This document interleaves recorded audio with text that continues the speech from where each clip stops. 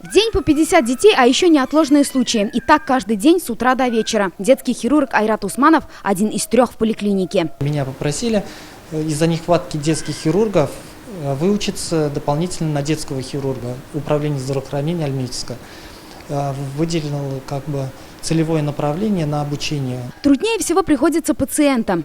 Не хватает гематологов, офтальмологов. Но сейчас они появились в данный момент, но не было. Мы ездили, приходилось ездить в Казань с ребенком. В прошлом году в район привлекли 81 врача, при этом 74 специалиста ушли. Получается, численность кадров увеличилась лишь на 7 человек. Сейчас району остро не хватает 80 специалистов. В основном это по узкому профилю. Детских хирургов, неврологов, кардиологов. Республиканские гранты, программа «Земский врач». Так, в прошлом году 46 врачей отметили новоселье. Как еще привлечь специалистов в район, говорили сегодня на расширенном медсовете.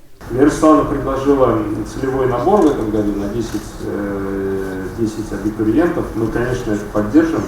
Это мы сделаем без вопросов.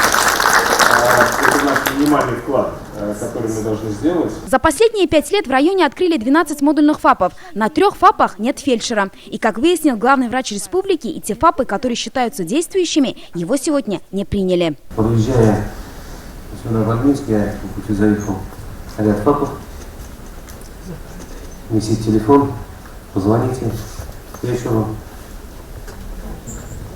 Я думаю, это недопустимо. Решить ряд других вопросов должна цифровая платформа. Альметьевск будет первым в пилотном проекте. Полагается многоуровневое взаимодействие и как и с главными врачами, так и с главными нештатными специалистами. В рамках рабочих групп мне бы очень хотелось, чтобы устраивалась работа и включались в работу и медсестры, и фельдшеры. Это уже не первая такая встреча в Альметьевске. Проблемы намерены решить планомерно.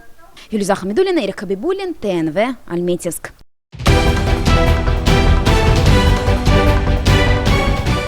Все новости дня, выпуски программы «Новости Татарстана», программы и фильмы на сайте tnv.ru и на YouTube-канале ТНВ.